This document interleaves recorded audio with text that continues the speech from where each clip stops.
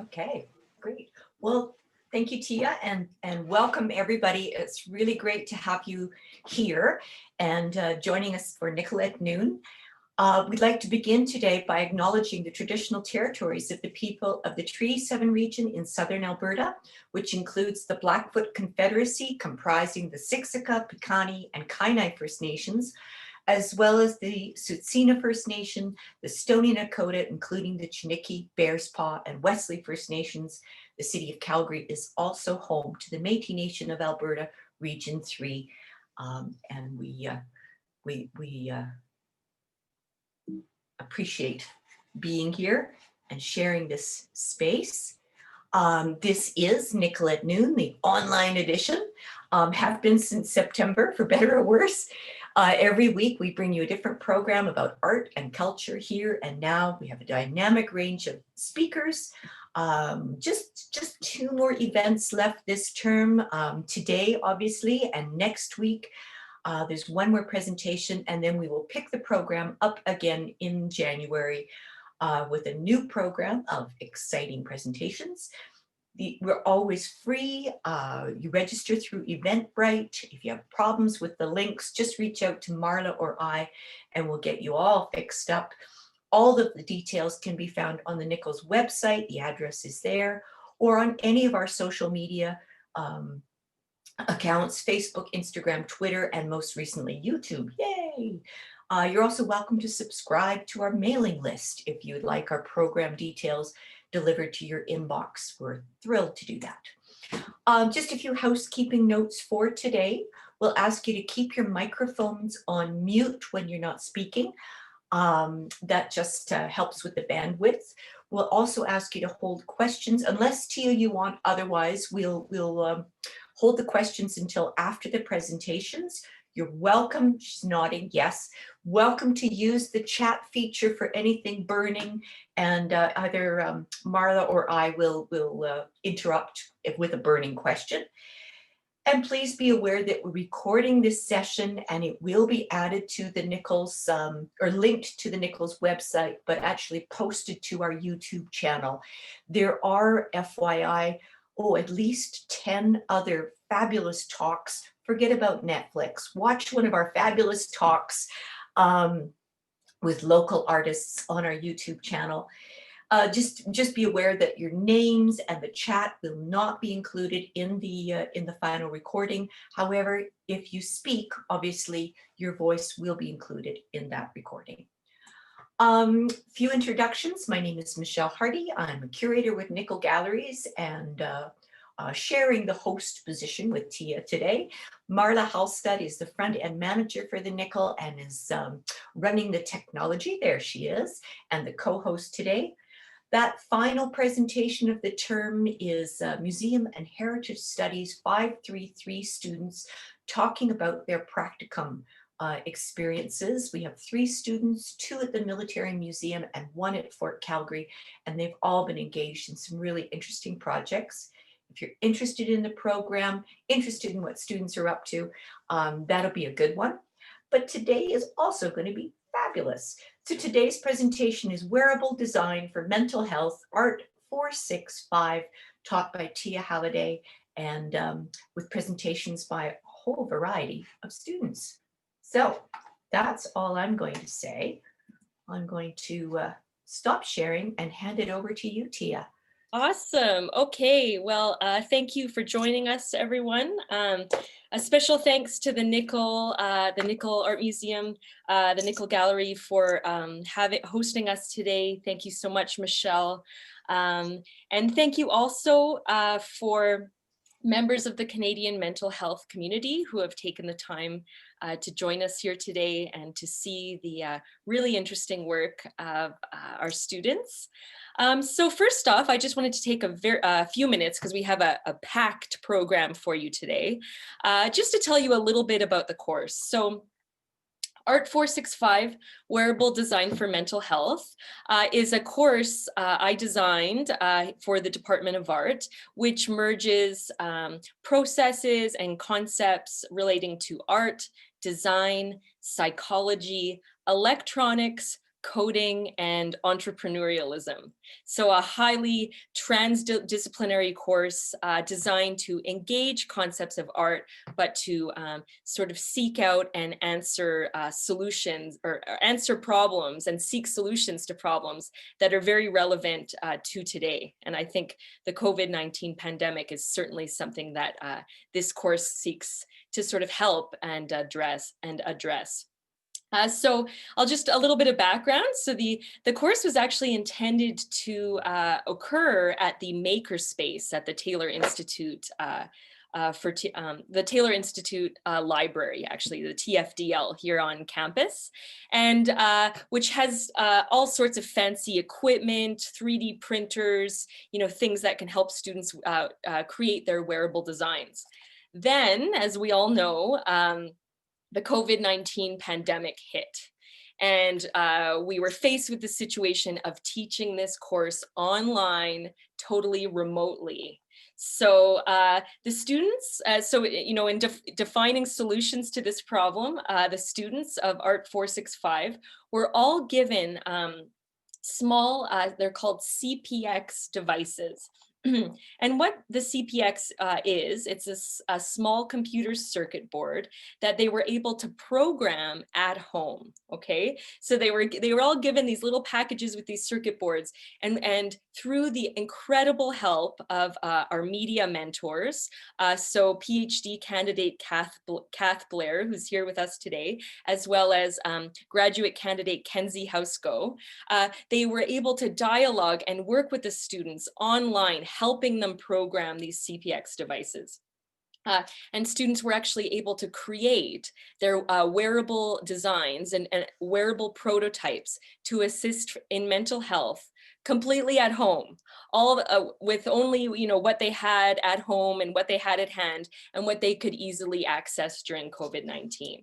I will say, and I'm just going to close here, so many students came into this class with virtually no experience in wearable design, coding, electronics, or any formal knowledge of psychology or mental health, save for one or two students who did have a background in computer engineering and a few students who were seeking studies in psychology. So students embarked on their learning and their design process and thinking about mental health and entrepreneurialism in the following ways. So they researched the field of wearable design first.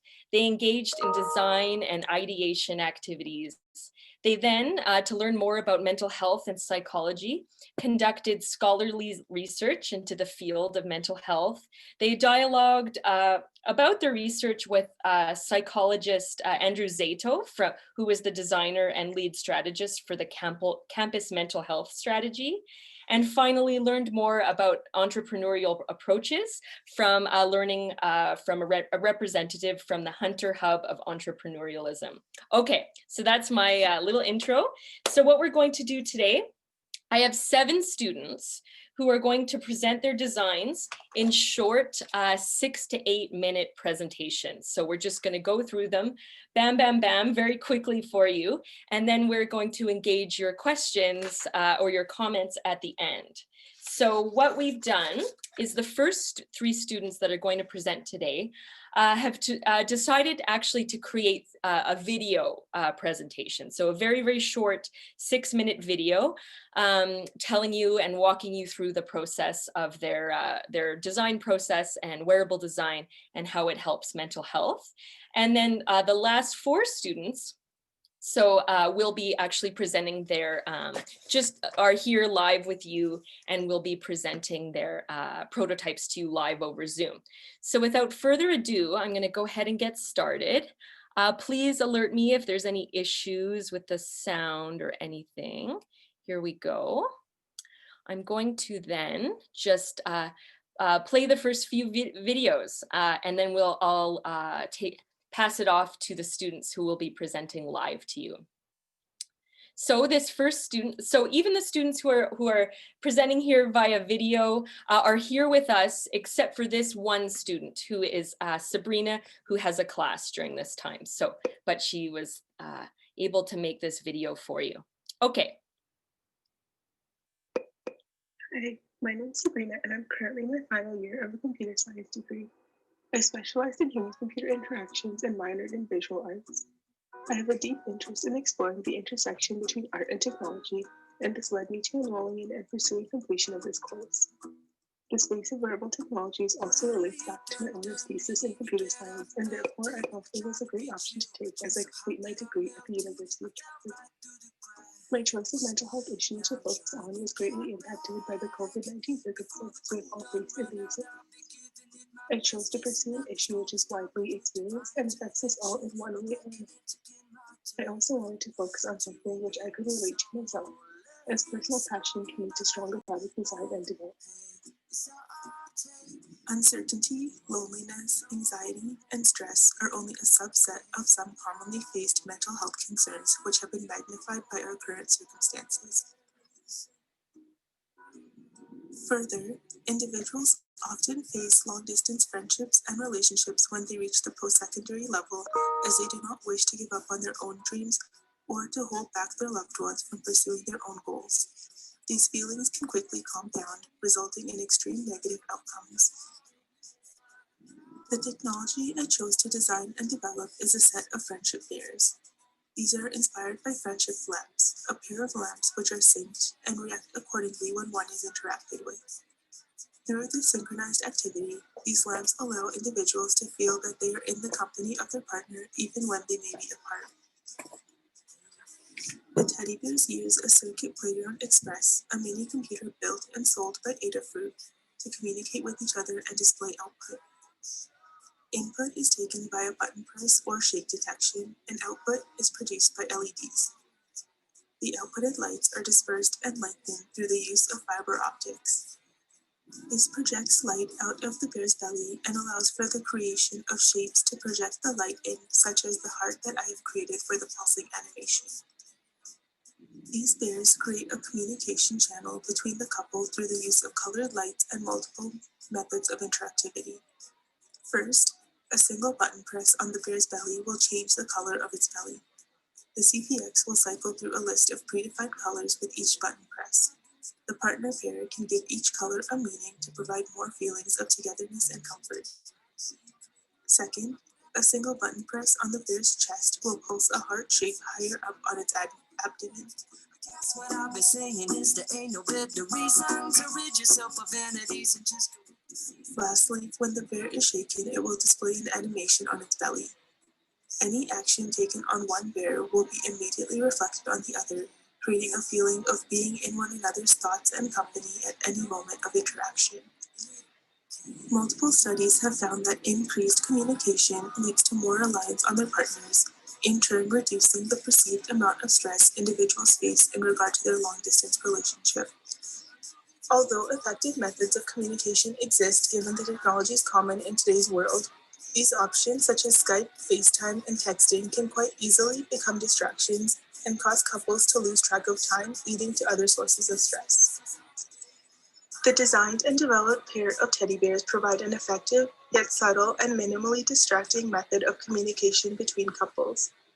This not only maintains a channel of communication, but it also provides a level of customization and personalization to ensure the couple can connect through the teddy bears. These teddy bears allow for partners to relate to one another and share emotions via a simpler means, while providing a comforting medium to combat any feelings of loneliness which individuals may face during extended periods of time away from their partners. By using teddy bears as the medium character, a personal, more intimate connection can be created when compared to that of an inanimate object such as a lamp. Throughout the design process from ideation to development, I came across two major challenges. The first was technical and the second was aesthetic. The first challenge I faced was regarding how the bears would communicate.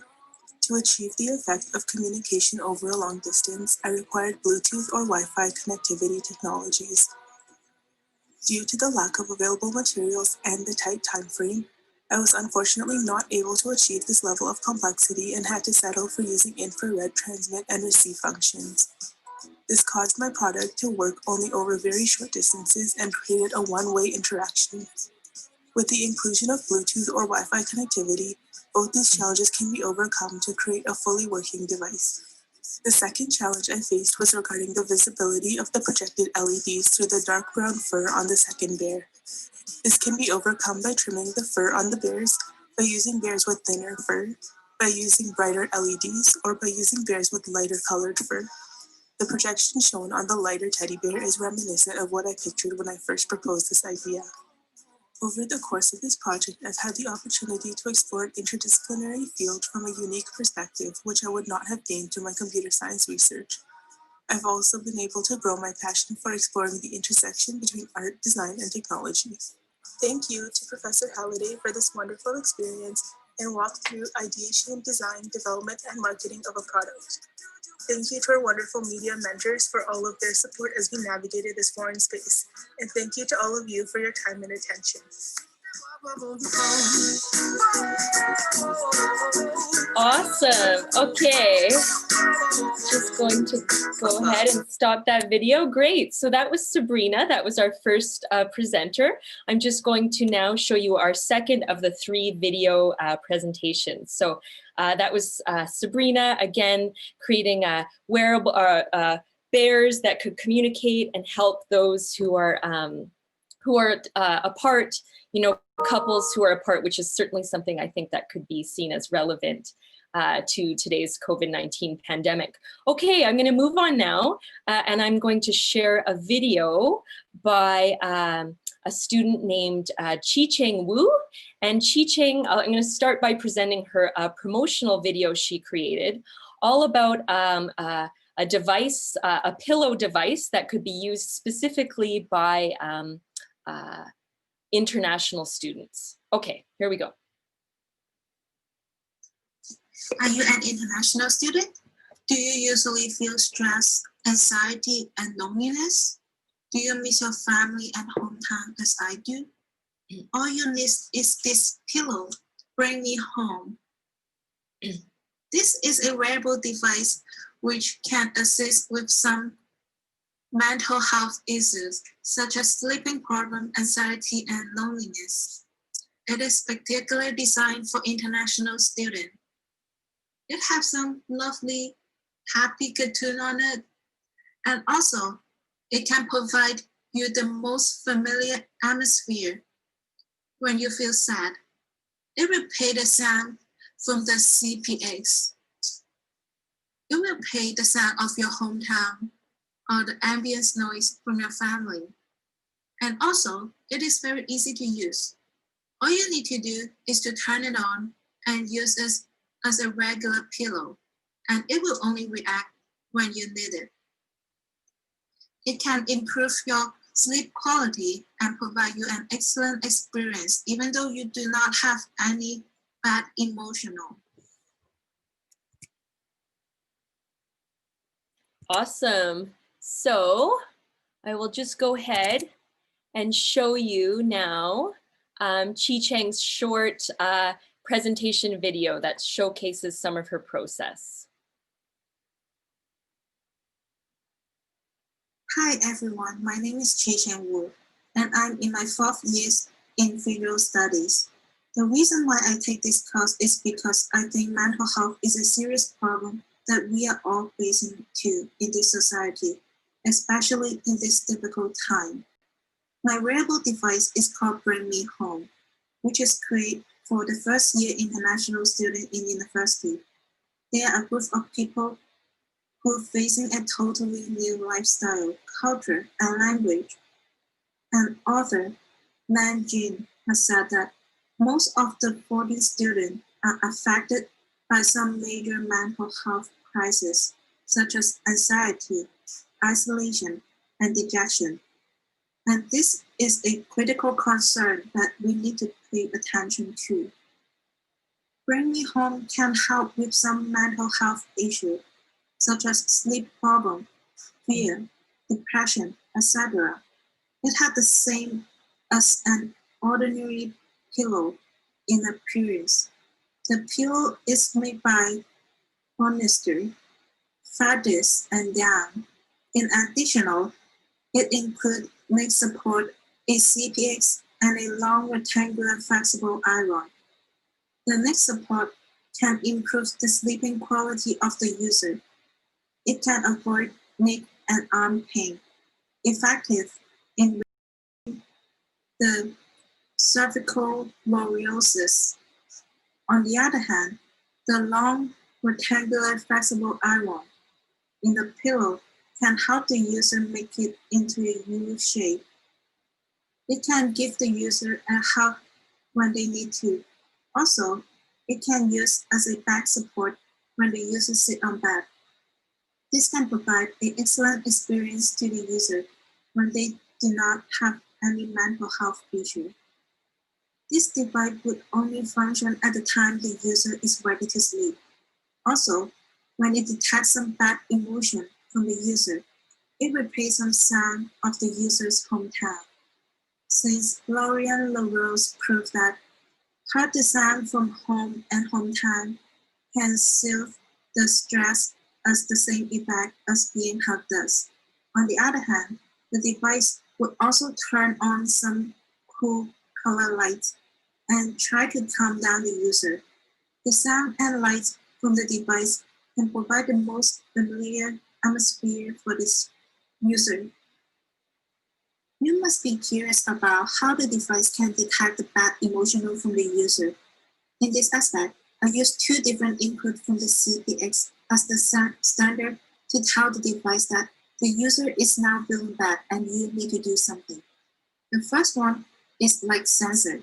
The device will only work when it senses that it is a totally dark area, and that means the user is ready to sleep.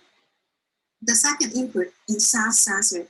When it detects the sounds from the user, such as toss and turn on bed, which means the user has a sleep problem, and the sound of crying can indicate that the user is feeling anxiety and loneliness.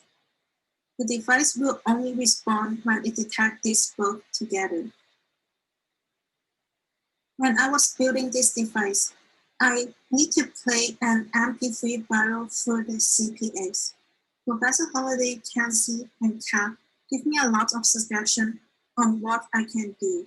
Also, I did a lot of research on how to change the kilohertz to a lower level than it can to play from the CPX.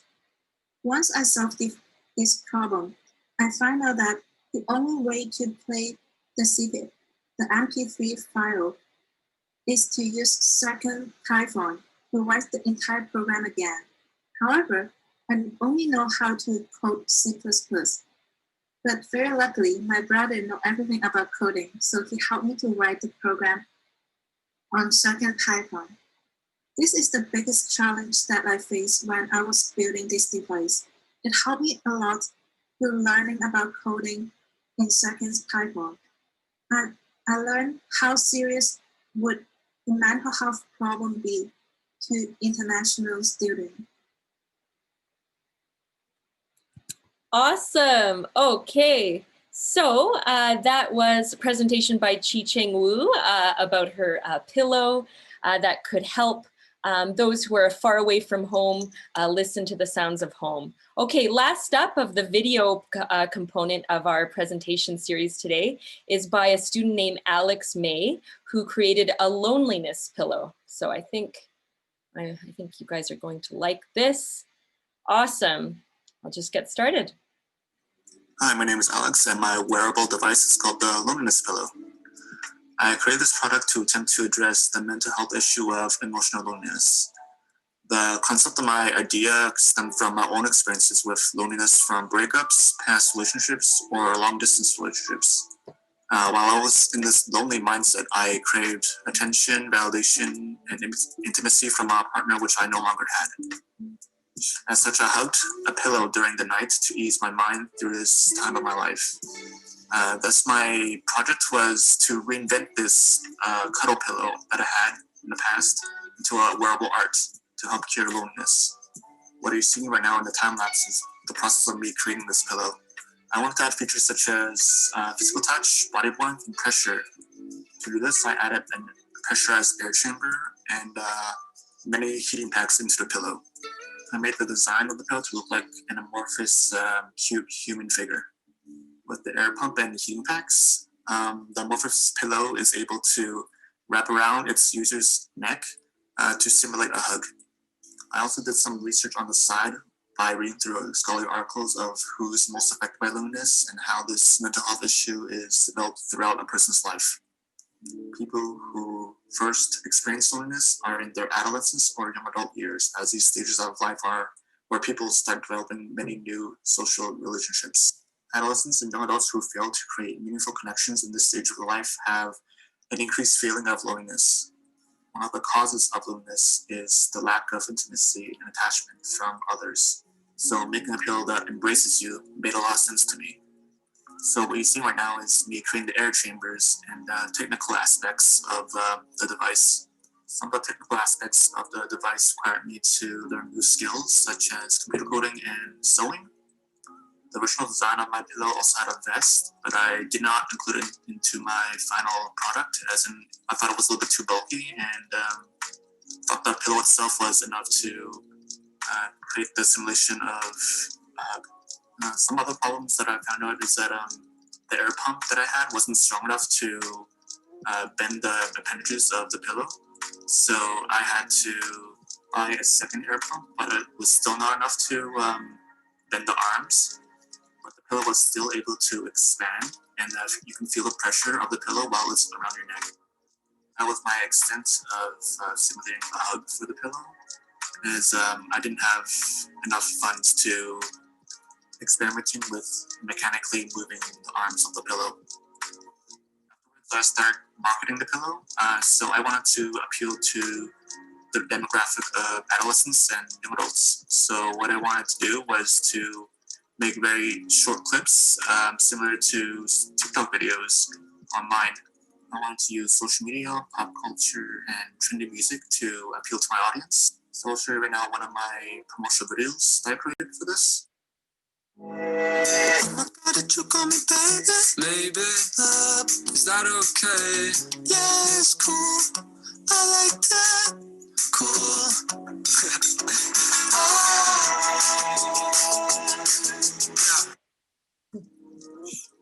Then I started making a marketing sketch to promote my product, do like an advertisement or a poster. So this is my drawing process of creating this poster. I wanted to keep the aesthetic and functionality of the pillow within the poster as well. So I added some text and instructions of how to use the pillow. And yeah, that's it for my project. Loneliness is a mental health issue that many people have to deal with, and I hope my project helps bring awareness to that. Awesome. Okay, so that concludes the short video component of our presentation series today. And thanks. I see some applause already, which is so awesome. Thanks again to Sabrina, Chi-Cheng, and Alex. So what we're going to do is we just have a few other very short live presentations for students who are going to share with you now. So Jillian, if you are here, you are first up on my list, and you are welcome to take the floor, share your screen, or do what you want to do. 6 to 8 minutes to share your device. Okay, hi. Yeah, my name is Jillian, and I'm a fourth year Bachelor of Fine Arts honors student. And the reason I took this course was, well, for one, it was a requirement, but also I'd never really done anything quite like it before. I'd never done coding. I'd never done wearable design. I'm one of those people that Tia was talking about. So this is all very new for me and very exciting in a intimidating sort of way, I'll admit. So the device that I decided to construct was a wearable device for combating stress. In particular, I chose to focus on the stress that sort of surrounds having to sit down at the computer for a prolonged period of time. So it's a combination of physical stress and the sort of eye strain, but also mental stress in the amount of time you're spending there, and maybe you're overworked, et cetera, et cetera. So in particular, I focused my research on addressing stress in university students. because university students, in my research anyway, pointed to the sharpest increase in the use of technology going from high school to university. They obviously start to use technology more. And in particular, in this time, of course, we're literally always online. And also they face the sharpest increase in potential academic stress, as well as social and like developing new relationships, developing new friends is particularly hard starting university, and particularly now during this time, obviously. And the lack of social interaction can really put a lot of pressure on students and can make the stress that they are experiencing from their classes substantially worse. So I did research into stress and the effects of an idea called technostress, which is all about sort of the interaction between the amount of time you're spending and like figuring out computers and like the stress that can put on your mind. In particular, this can cause burnout, which can be really bad for students. I know that a lot of students are I'm feeling this really at this point in the term, is just a decrease in productivity. So my device hopes to address those elements. And the drawing you see here is a promotional drawing that I created for this piece, and it really emphasizes a sort of feeling of calm and stillness with my device. So my device is really focused on the importance of activity, as well as my device, I made it very simple in order to avoid worsening the effects of technostress. So it's very easy to use, and so that's ideal for, so that it doesn't, I guess, add on to the problem of technostress and sort of the experience of, you know, just being overwhelmed with all the technology in your life. It is also intended to promote healthy habits. I was inspired by some devices. In particular, I was inspired by a device called Touchpoints for Calm. My device is very different, but that device really made me see how wearable devices can be used to sort of remind people about their mental state and sort of be more reactive and encouraging to people dealing with mental health. So this is what my device looks like. Now, what it is, so there's a pouch that has the CPX in it, and then there's a pouch that has a battery in it.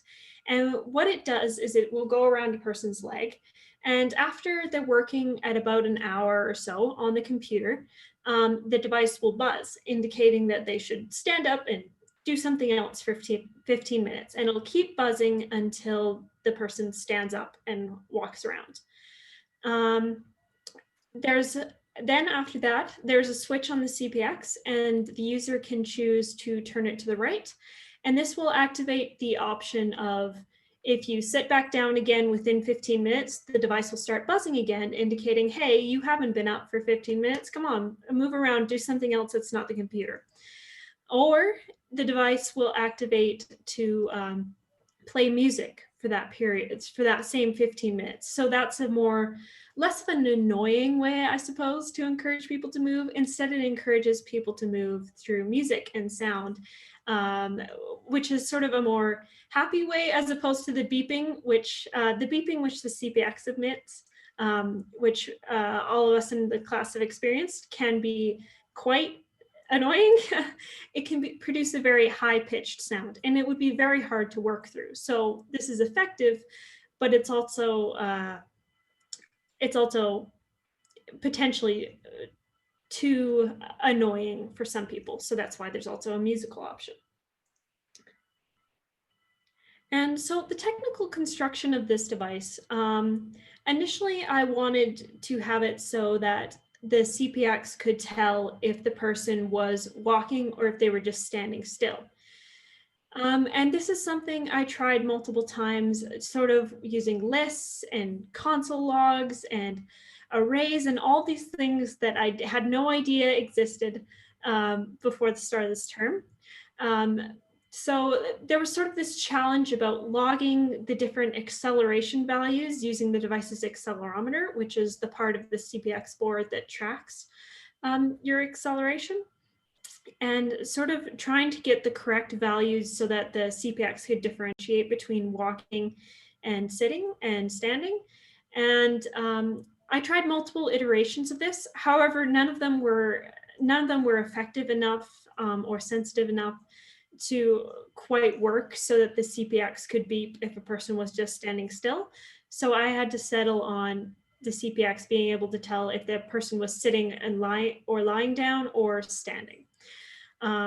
So that's what I had to end up doing. Ideally, there would be a version of this device where somebody much cleverer than me who could potentially, or me with a lot more time, could eventually program it using, and this is make code, by the way. So this is a very basic code form, make code for Adafruit, which is the company that makes the CPXs. And so that was the most difficult challenge of this device. However, I was able to make it so it could break up sessions of sitting at the computer for a long time, which is what I wanted. And I think that it would be an effective way to sort of reduce the stress of prolonged computer sessions, which we're all having to deal with. And so that's my device. Awesome. Thank you so much, Jillian, for that in-depth presentation of a very interesting wearable device to get you to get up, get moving, get dancing when you're sitting at the computer for too long. Definitely relevant. Okay, next up is Valerie. So Valerie, do we have you here? Valerie, you can go ahead. Let me see. Was Valerie able to join us? Valerie. Tia, we're not sure which one Valerie is. Oh, okay, Valerie Du, are you here? Okay, it's possible, you know what? It's possible she's on my list, but it's possible, you know, Valerie wasn't able to make it today for whatever reason. So that's okay. So that's all right, we'll move on. I know that Sasha is here. Sasha, are you here? Sasha? Hi. Awesome, go ahead, Sasha, take it away. Okay, I'm just gonna share my screen.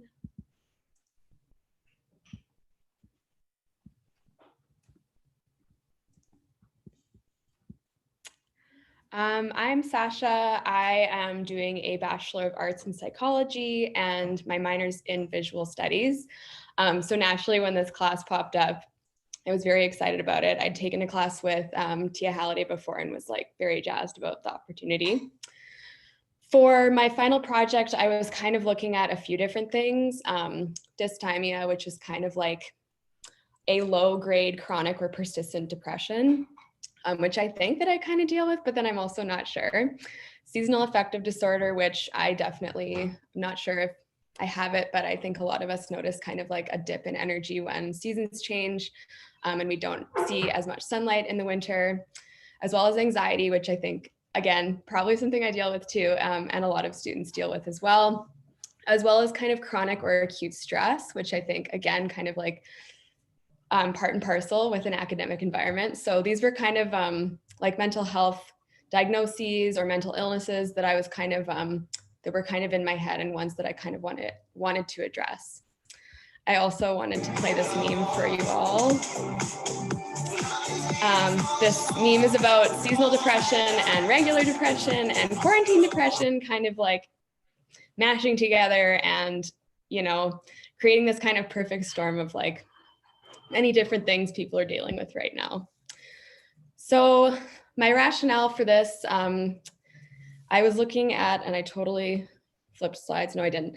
Anyways, so I was looking at light therapy as a way to combat seasonal affective disorder. I was also looking at nature therapy and kind of the clinical measures of how exposure to nature outdoors or inside can really help calm our nervous system, like actual physiologically and psychologically. As well as I think I was looking at interventions that were actually accessible for people. So ones that you didn't have to pay, you know, $200 for a therapy session or leave your home or feel,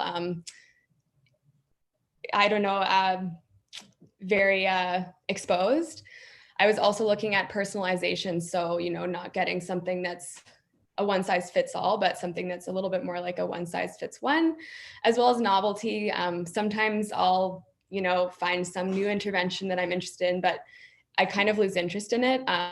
So I was kind of like looking at all of these things, as well as kind of like all of this time we're spending at home, aesthetics considerations when you're at home and how you want your home to kind of fit, you know, your own personal needs, as well as the CPX was really interesting, but I'm kind of one of those people who's probably on the internet too much and worried about sensing devices, data, and something that's kind of on your body and tracking you.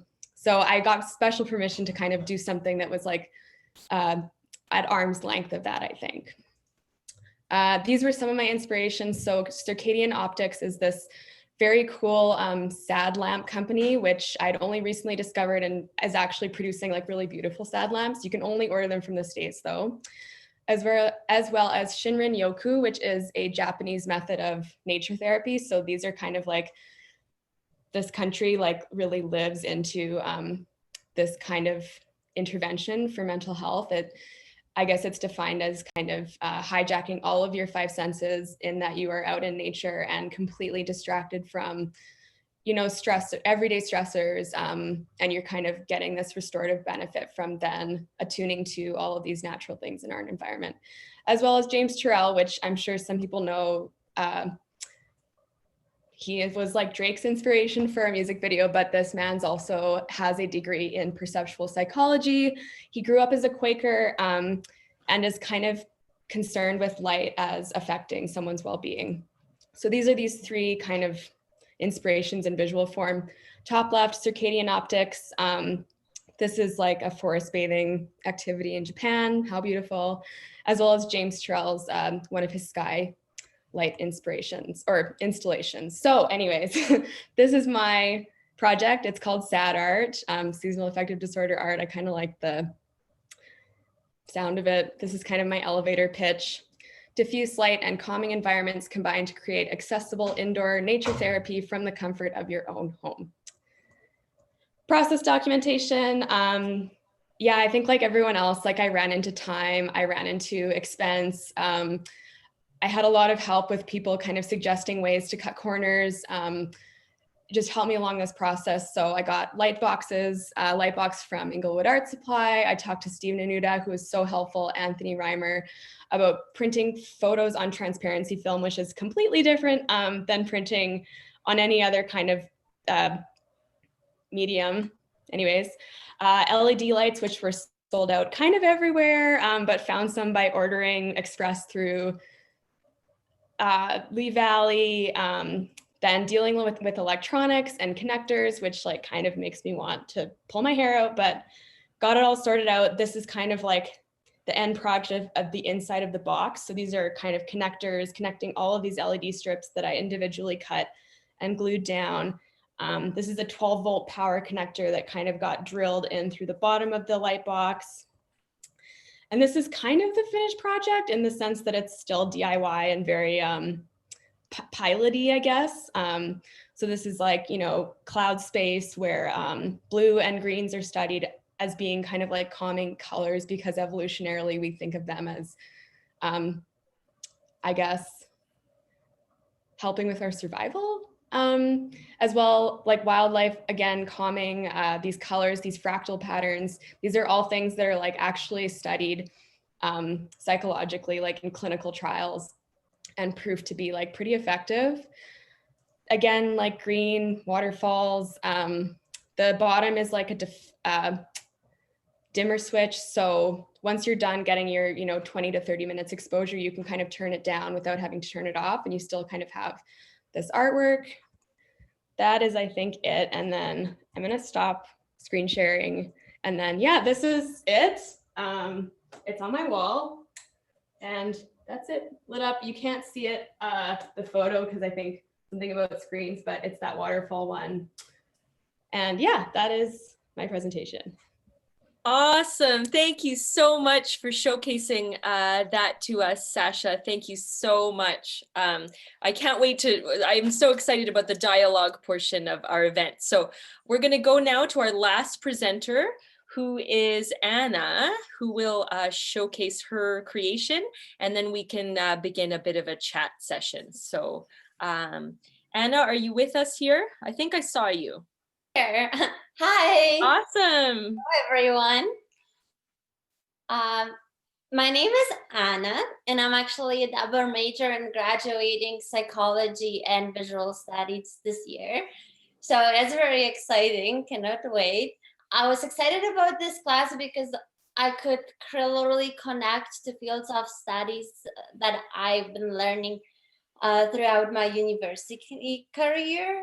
And I was really scared of the technology part, to be honest, because I've never done anything like that before.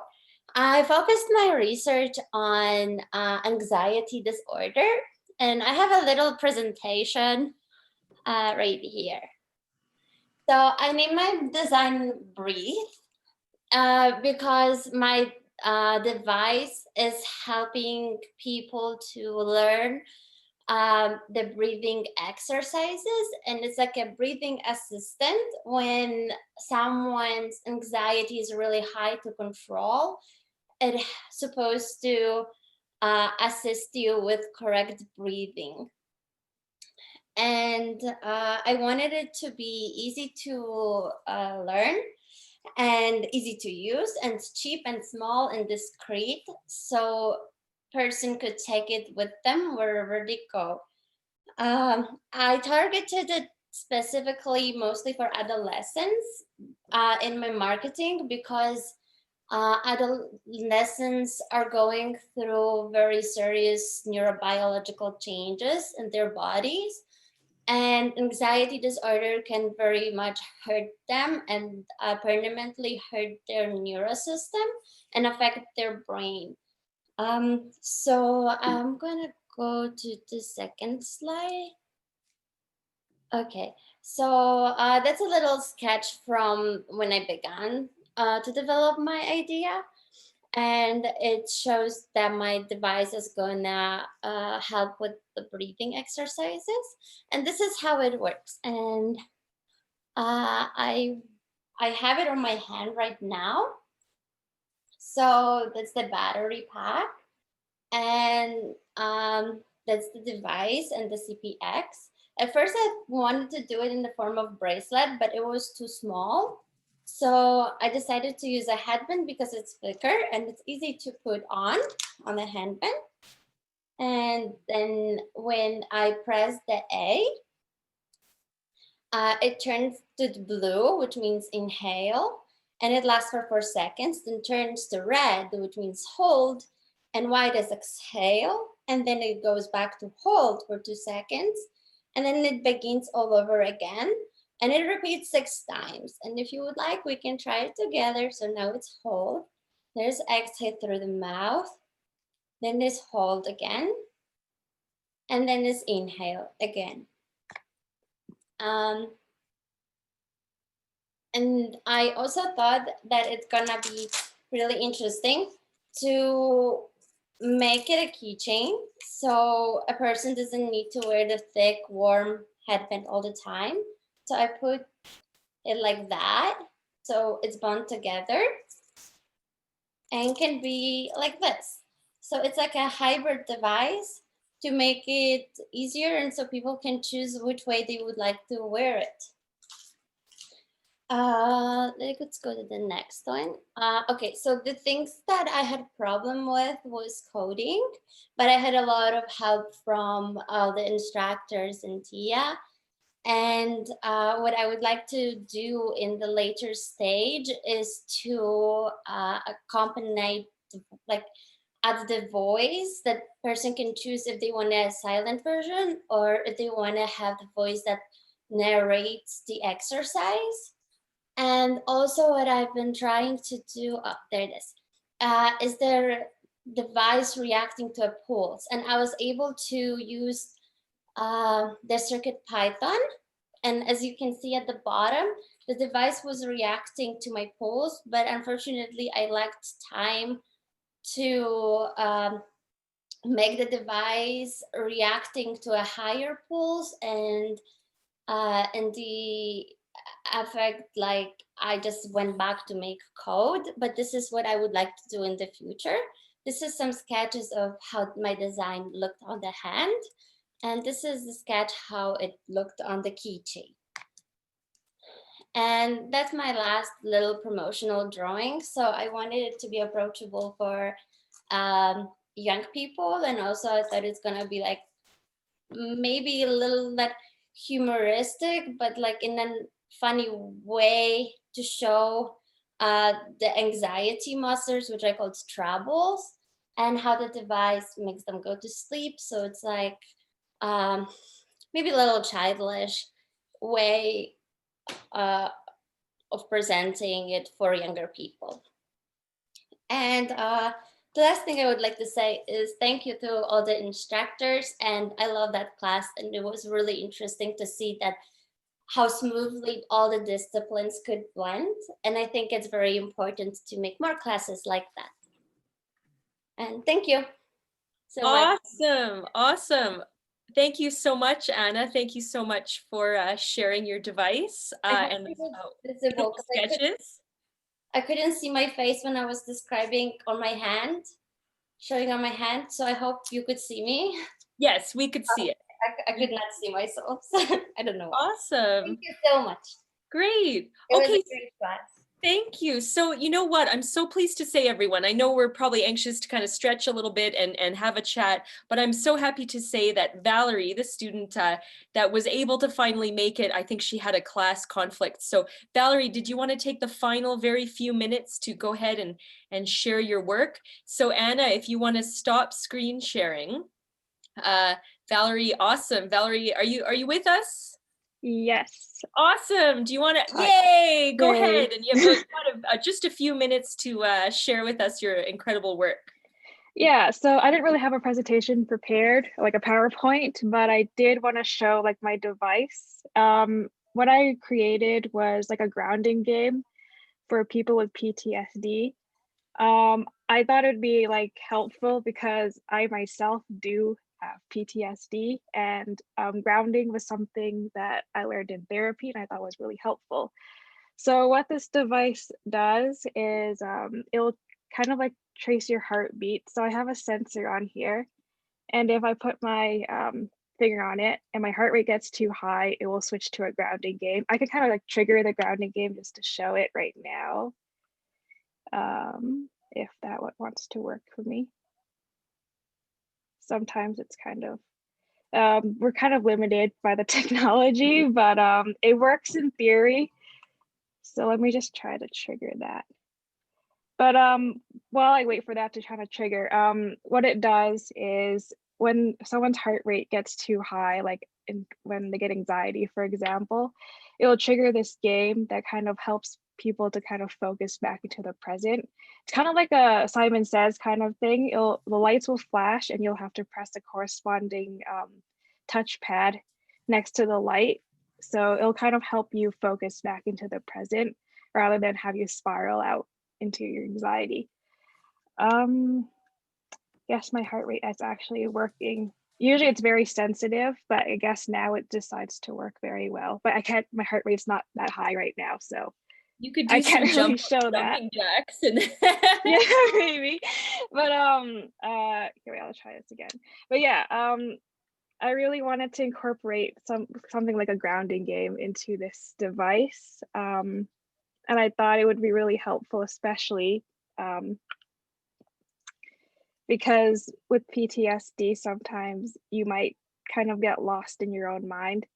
And I figured with this, it'll be kind of in the form of a bracelet. So you can kind of have it on you all the time. And I figured having the device on you, kind of like a sense of touch, is also nice because I guess with PTSD and like grounding, it's nice to be able to have something like tangible, something like you can touch and like kind of be in the present with it. But yeah, that's kind of my device. I don't know why it's deciding not to be sensitive right now.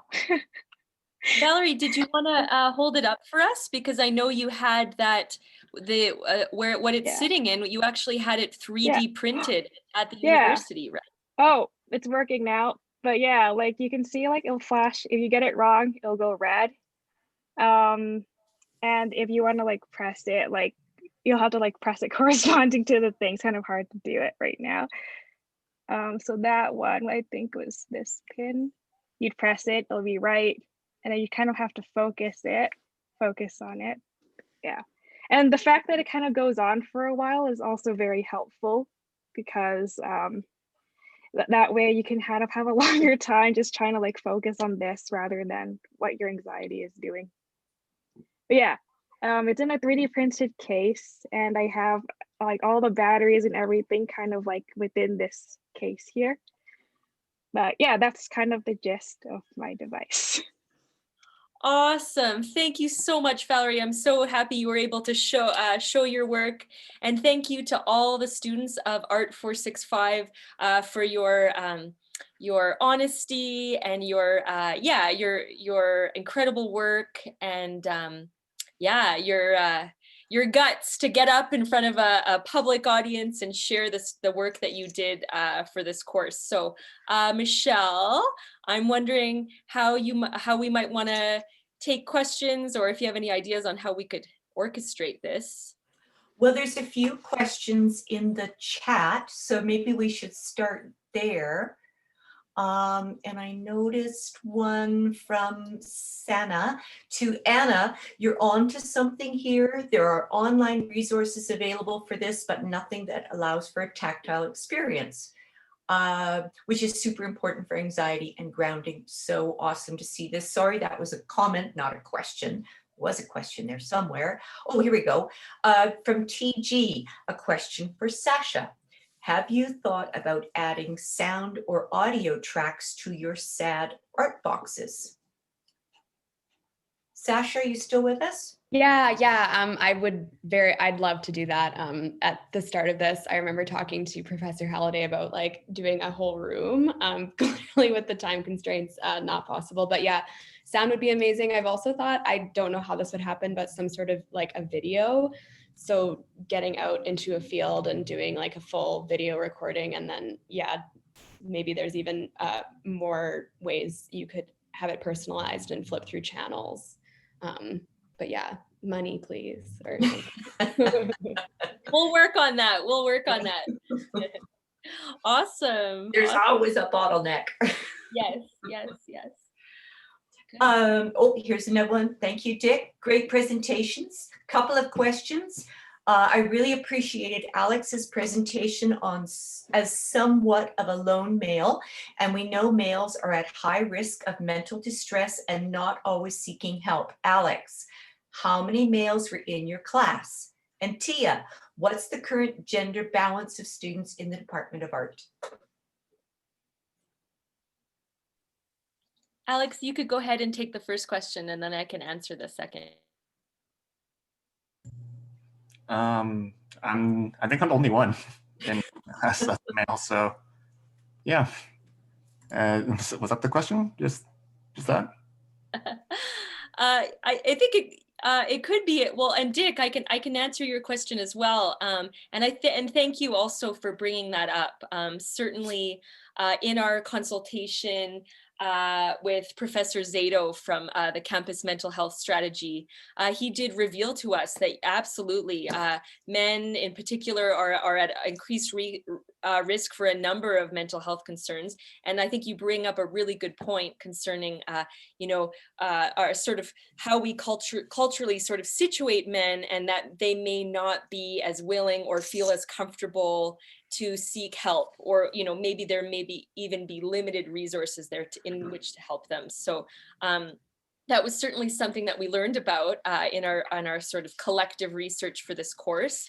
And I will say that yes, I don't know these specific demographics for the Department of Art per se, but it is my thinking that men are in the minority in art courses. However, I will say that in other faculties, although this is changing a lot, and I certainly don't know the specifics, but I know historically faculties like engineering, sciences, mathematics have been, women have been in the minority. But again, I'm not exactly sure on the demographic. But yeah, thank you for raising attention to that very important as aspect of our community, and people who certainly there could be more resources for them. Oh, and I see, I'll just say, Michelle, I see Dick says, please that you work with Andrew. Highest cause of death for males between 18 to 34 is suicide. Stigma reduction still has a role. Absolutely, absolutely. Let's see. Oh, lots of questions. Maybe I'll give it to you, Michelle, to kind of. Okay. And FYI, everybody, today is the International Day of Disability Awareness. So it's really a timely presentation, and we're so glad that we could do this on December the 3rd. Sasha, you can reach out to a team NeuroNexus to take your project to the next level. They get teams together to work on problems in the field of medicine, science, etc. And some go on to form actual companies. If funding's an issue, they have resources to help with that. Ooh. Also, our biomedical engineering program, UCalgary, brings people together. Feel free to reach out to me, and thank you for that comment. Oh, they're coming in thick and fast. From community engagement, as a mental health professional at CMHA Calgary, I'm absolutely gobsmacked by the work. Oh, isn't that nice? These are fantastic. It's fantastic to see so many possibilities. The teddy bears could be used for parents and small humans with separation anxiety. The sad lights could be customizable for workplaces. Love the grounding as well. So many areas of use. Thank you, Sana. Okay. Sorry, you can all see that. Awesome.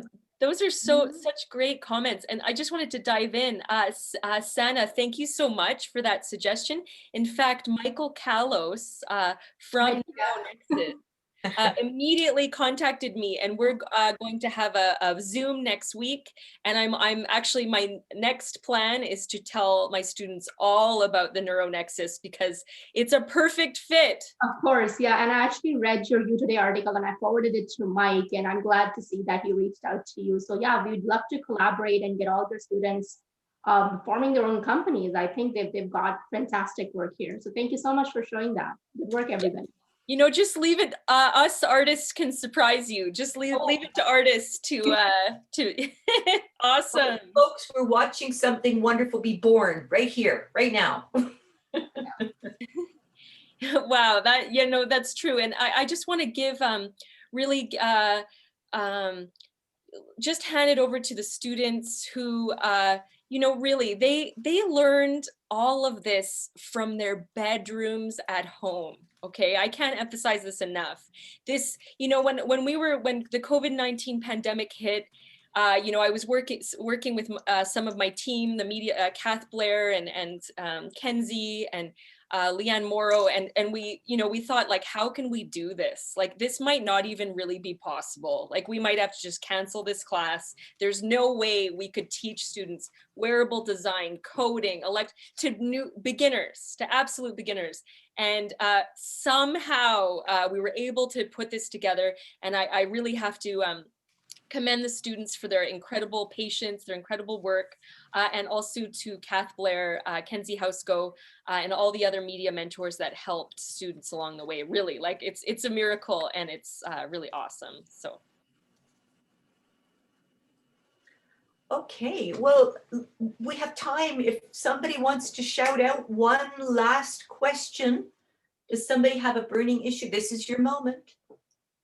This is history in the making.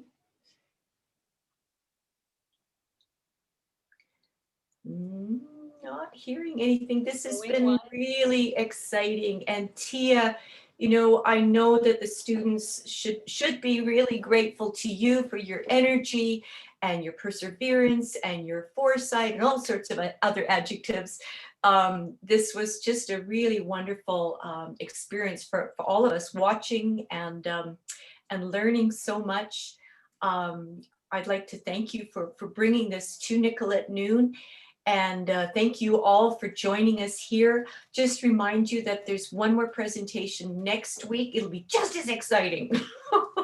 And that is Museum and Heritage Studies students.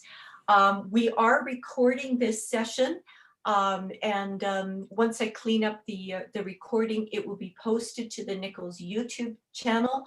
You can watch it again or share it with your friends from there.